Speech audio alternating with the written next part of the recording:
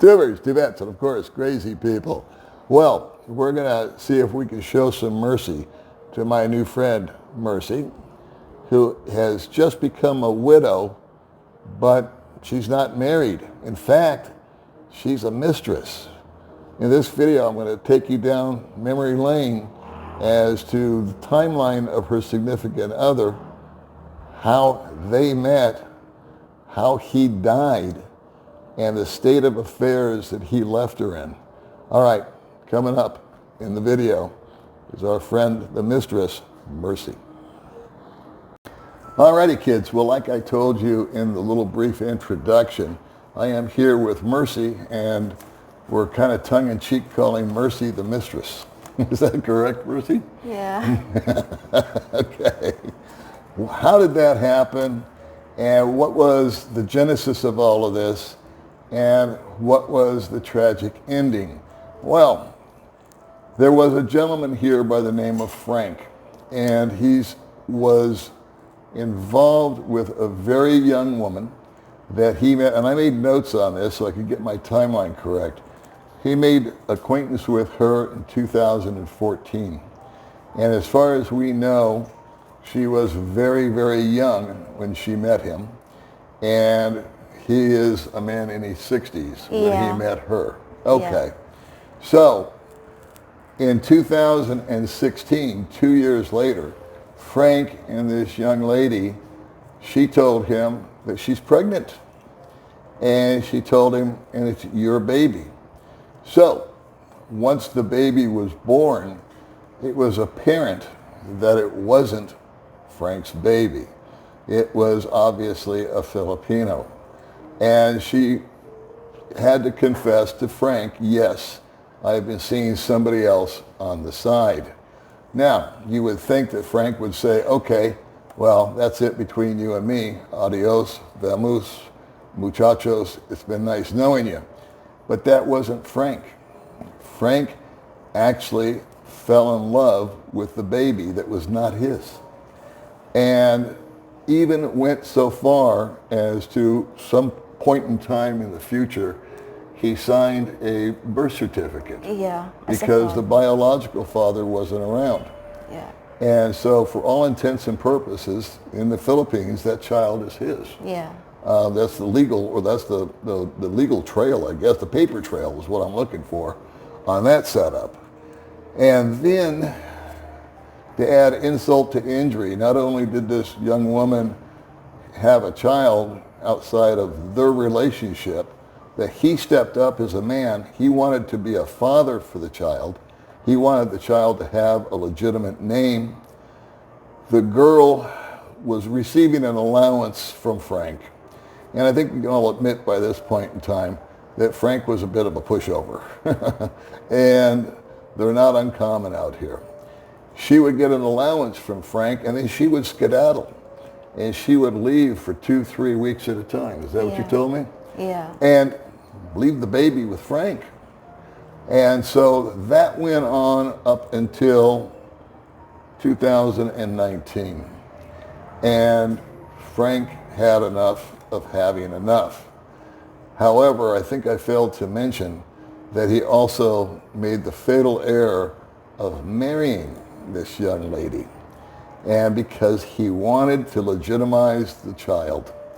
And so now they have a marriage.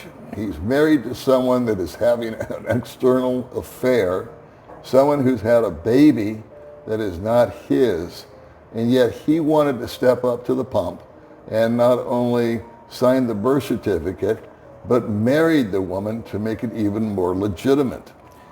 Actually, you have to kind of tip your hat off to Frank as far as stepping up and wanting to care for this infant that had absolutely no decision-making process in all that happened. However, the woman kept leaving, and it was obvious to Frank that she was having another affair and staying with another boyfriend, a Filipino boyfriend. And did you not tell me that she moved to Manila? Yeah, she moved to Manila before we met. Before you met? Yeah. Okay. So now, where does Mercy fit in all this? You kind of get the background.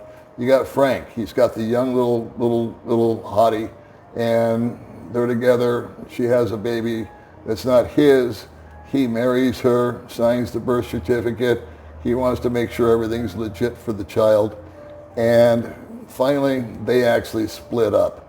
His young wife, leaves.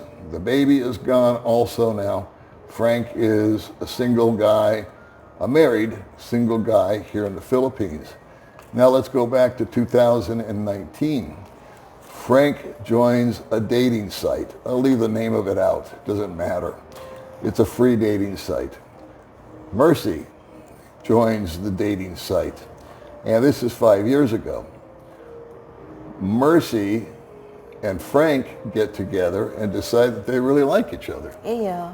Was it love at first sight kind of thing? Yeah. Did he tell you he was married? No. He never tells me. Okay, so we got to take points away from Frank on that one. I built him up as a pretty nice guy up until now. But okay, judges, 2 points. So now you're with Frank, and you two, did you just immediately fall for one another? Was it like love at first sight? Did you move in right away, or did you date for a while, or how did that work? We dated like two months, and then he hides it from me that he's married, because if I know that he's married, I will step away. But since that is also a good person, then I fall for him. And then after that time, he admitted me that he's married, and the wife is no longer here. So I said, since that he's a good guy, then I decided to keep going. And then we started living together, and then really had a good life. You did, didn't you? Yeah. Yeah. We don't fight for 5 years. We don't have fight.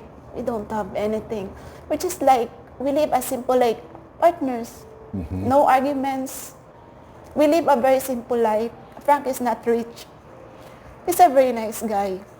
And you made him happy. Yeah. And he made you happy. Yeah. So you were the woman that he should have met back in 2014. Yeah. And unfortunately, we can't rewind the clock and go back in time and change things. Yeah. And then, unfortunately, tragic struck in your guys' life. And you guys were moving along just fine. He was having no contact with the wife. No. You don't even know what she looks like. No, I don't. You don't, and he didn't want you to know, and you didn't want to know. So it was kind of like the proverbial water under the bridge. We just put her in the past. Yeah. She's not bothering him.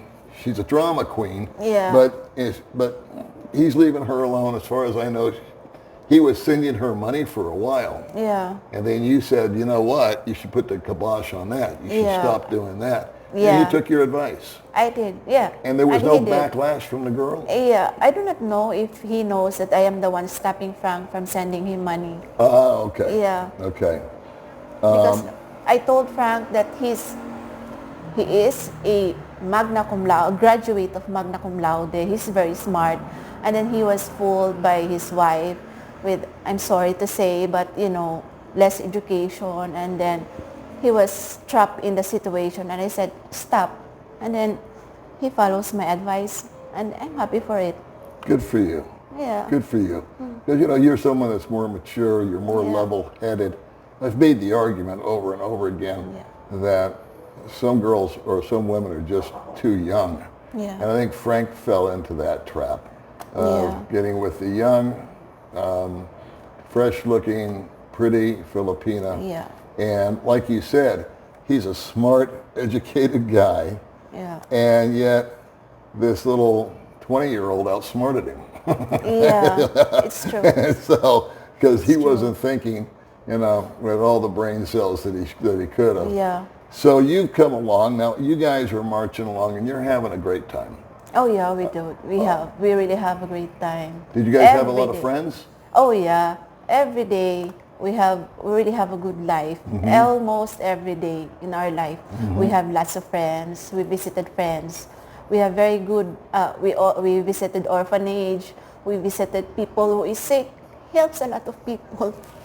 So Frank was, I could tell from the original part of him taking on the child that wasn't him.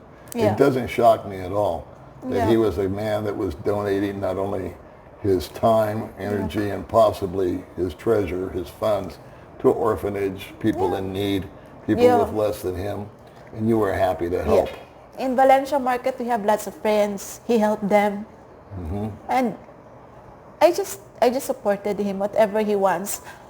That's why we don't argue, because I supported him every time what he said, oh, Mercy, we have to help this guy. I said, okay. And he's really very generous man. That's why I am really in love with him. Awesome. What happened to Frank? Actually, he was, during our 5 years, he's already sick. But I am there to help him. He got enlarged prostate already, and I told him many times to have operation, but he refused because he don't want to be operated, because he said that he had so many reasons. And I said, it's good for you to have an operation, but he insisted no. And then the time comes that he really got sick, and we went to hospital for 12 days in the ICU. And it's really a struggle, because when we went to the hospital, he got coma right away. And he cannot speak.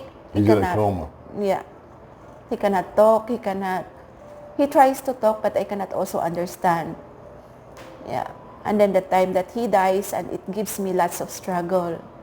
I really did. I suffered a lot, but it's for him. That's why I'm okay. Okay. One of your challenges, you had many challenges when your loved one, Frank, passed away. Oh, yeah. Let's talk about his children. Yeah. Actually, his children in the U.S. really gives me lots of troubles, which is, because I'm not authorized for his body. Everything, because I'm just a mistress, and I know that.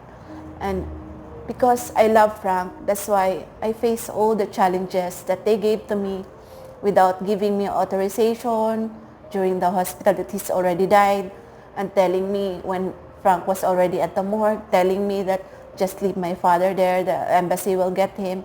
And it's very impossible for the U.S. Embassy to get a dead body here in the Philippines. This is the Philippines. This is not America. No. And it's so very...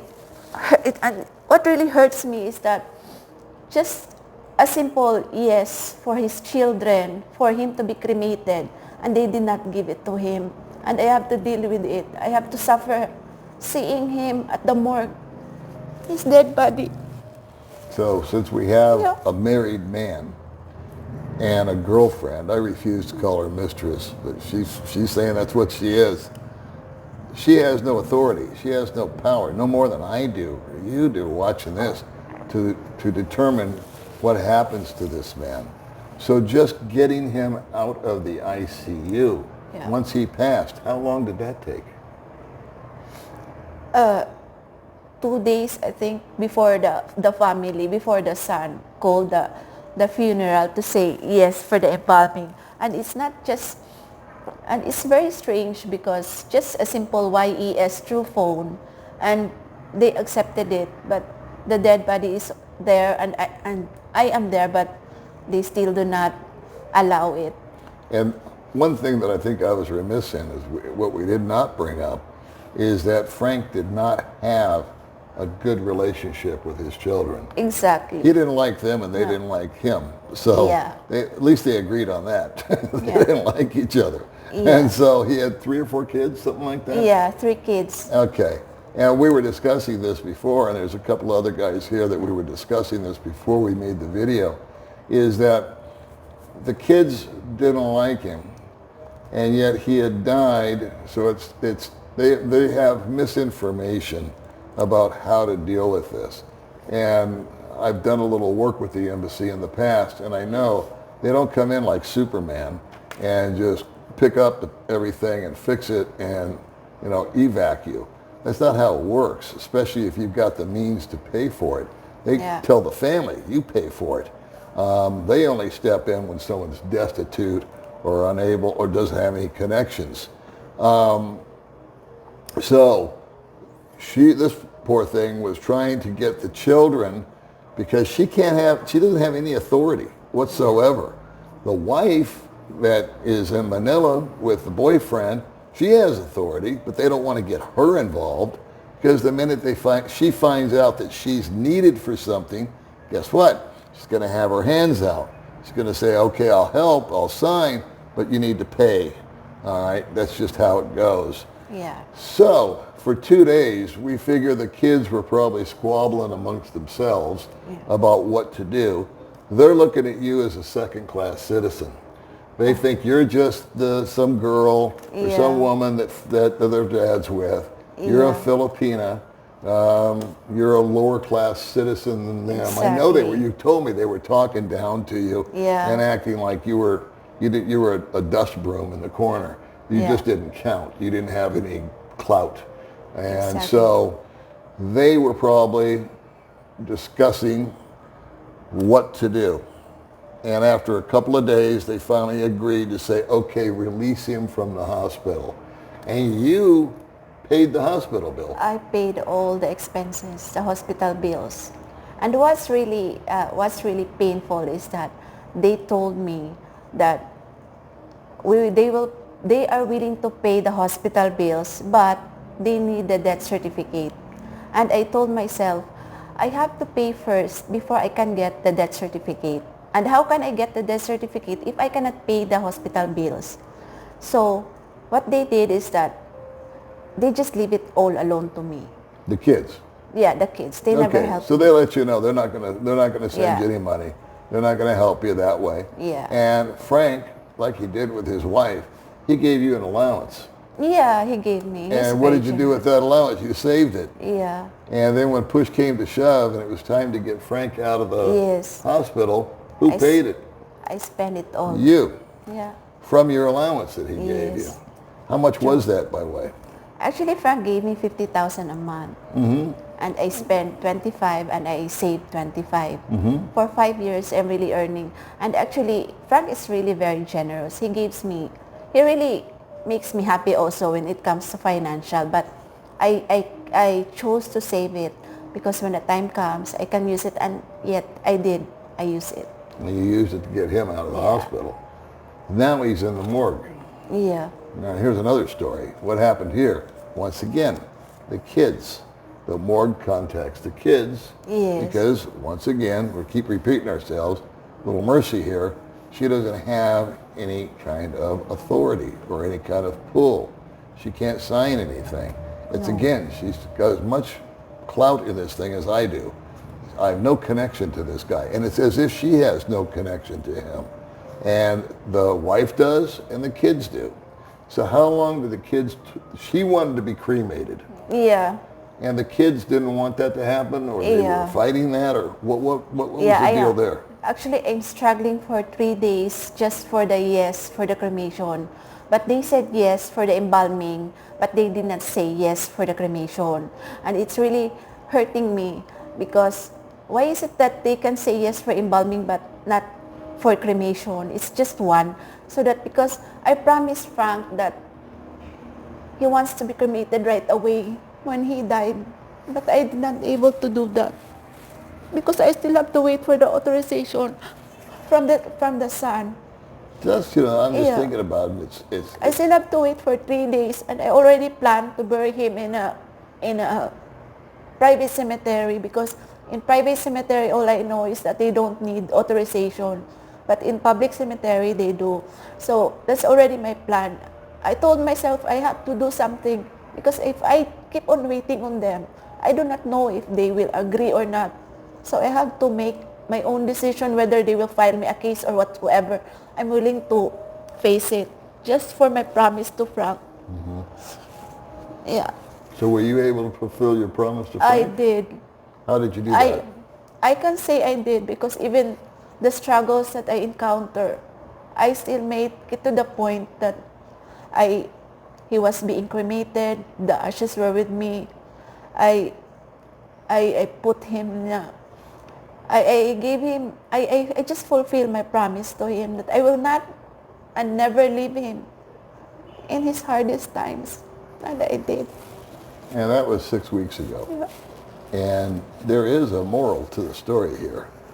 And the moral to the story is if you're an expat like me, or anybody, I guess, but we're primarily talking about older guys, elderly guys, where there's a bigger and better chance that we're going to meet our demise more than, say, a 40-year-old. But if you're involved with somebody and you're not married to them, it's not a major deal to go down to an attorney here in town. It's really hard. And just say, I want to give Mercy power of attorney in the event of my death. We were talking about millionaires that died, had 3 kids, and left all the money to their cat. They cut the kids out. It can be done. And so there is a bit of a quagmire with the wife. I don't know if there's a workaround on that, but we're thinking that if he had done a will and he had signed over or had the presence of mind to sign over power of attorney to you, you would not have had to go through the struggle with the kids back in America. No. All you would have done, I'm sure, as a courtesy, is would have called them and say, hey, by the way, this is not what I want to do. This is what we're going to do. And this is how it's working with your father. Unless you want to pay for it and have him shipped over there, I guess so. But they didn't have anything to do with him in the first place, right? No, they did not do. Because they said that if maybe they will give authorization for me, they are liable for everything. And I said, no, you're not liable, because in the hospitals, it's all my name. You don't have any name on it, and this is the Philippines. The hospital will run after me, not you. Right. So, and I really did explain that to them, but they never listened. And so what red flags do you think, I want to share with the audience here, and I'm so sorry for your loss. Yeah, it's okay. And I'm so sorry Thank that you you. had to be tormented at the lowest point of your life right now. When someone died, that's tough enough. But then to have it dragged out and waiting for, permission from people that aren't even here with him has got to be just hell on earth. Yeah. And so I'm glad that it's over and done with. I'm glad that Frank got cremated. Yeah. Again, of course, I'm very sorry for your loss, but it sort of ended the way you wanted it to end. Yeah. But you were dragged through the mud in the process of making that happen. Exactly. So for that, I apologize. I don't It's know why okay. I didn't do it, but I think just in general principles, people are probably feeling the same way as I do right now. Yeah. What were the red flags that Frank missed? The red flag that he missed, maybe because of not making a will for me to have an authority for his body, and I just want his body, not his money. No. Because I don't, that's what they keep on thinking about me, is that I have his money, but the truth is there's nothing, there's no money. No, He he's got got money maybe, but it's in the US and I don't have any access on it. And I don't know how to do it also. No. You wouldn't be able to if you wanted to. Yeah. I'm sure you said he's got some accounts with Fidelity and this and that back in the States. And I guess his kids can deal with that if they're aware of it. I don't know. I don't know I never met Frank. I'm kind of surprised by that because we've been living out in the same area all these years. But I never bumped into the man, nor you, for that matter. This is the first time that we've had the opportunity to meet. And so what about, I think the biggest mistake that Frank made was marrying the girl. Yeah, Because exactly. that stripped anybody in the future of any rights. That's what he keeps on telling me, that the biggest regret in his life by marrying his wife here in the Philippines and knowing that giving birth to another man is already a red flag for him, but he still keep on going by marrying him. That's what he always tells me. And that's why he cannot give me the life, the peace that we wanted. Because in our relationship, we are also hiding. Yes. We're also hiding because he's married, and that's what he always tells me, that that's the biggest regret that he did, that we already have a good relationship and then we still have to hide from his wife because we will be seriously, we're in the Philippines, and if the wife will make a move, we will be put in jail. And that's one thing also, that we don't have peace. That's what he always tells me, that that's the biggest mistake he ever made in his life. Okay, so I hope you guys can learn Yeah. from this that before you pull the trigger and say Yeah. I do, make sure that's the person that you want to be with for the rest of your life and someone that you can trust. I mean, that's worldwide. That's not unique to the Philippines. But what is unique to the Philippines is that once you get married, if you are having a relationship outside of that marriage, that's punishable by law. Yeah. That is moral turpitude or something like that. Yeah. And Yeah. it's adultery, It's adultery. and they take that serious here. So they have to be, and the only way that actually comes out is if somebody does, rolls you under the bus or drops the proverbial dime on you.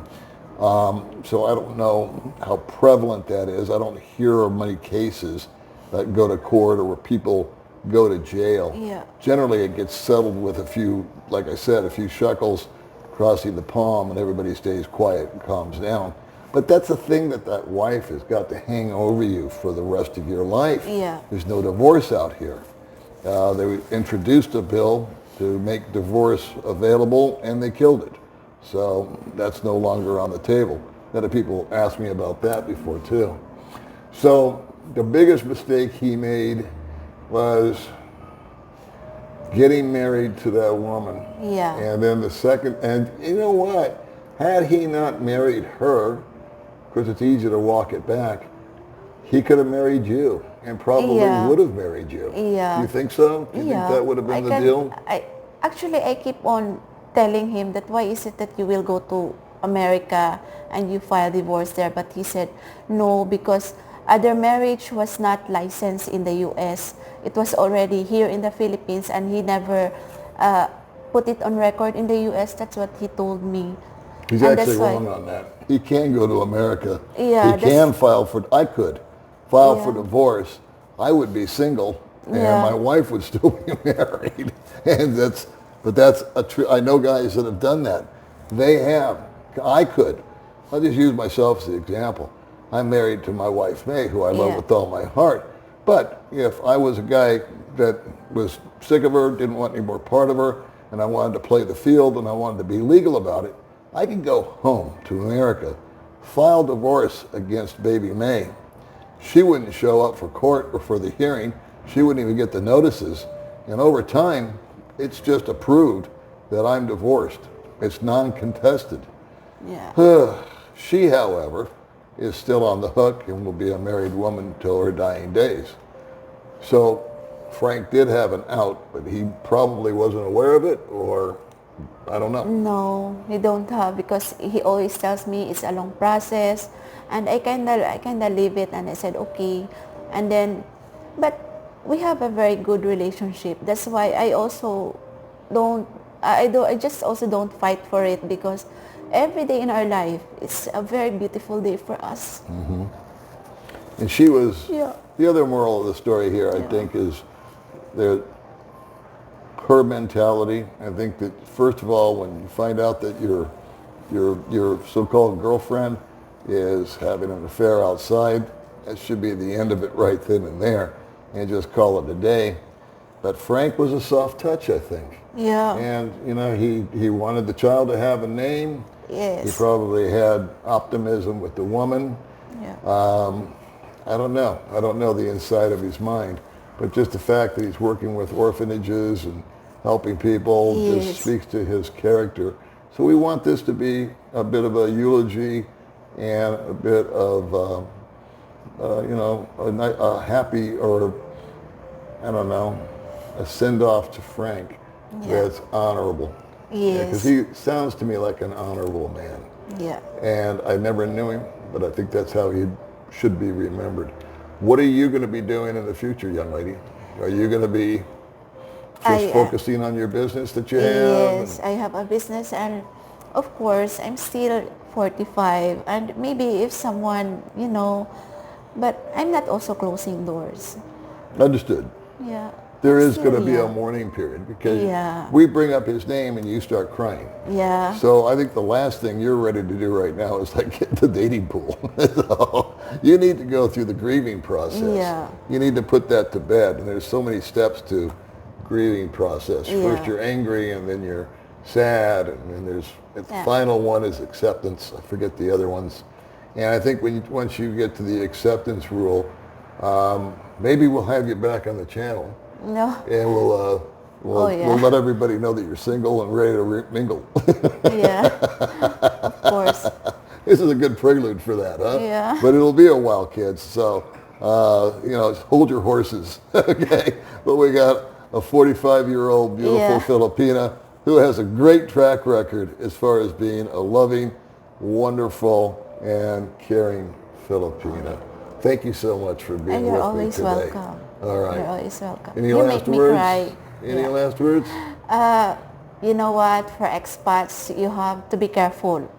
I will not say you don't have to be here, but just be careful for the woman that you will choose. Because there's lots of women you can say, young, sexy, but trust is the main issue here.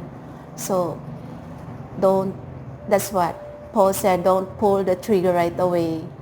Keep on looking, keep on investigating before you pull your trigger. Yeah. Well, I'm going to go home later and pull my Yeah. trigger, but that's another Yeah. thing. All right. We'll see you crazy Yeah. people in the next video. Okay.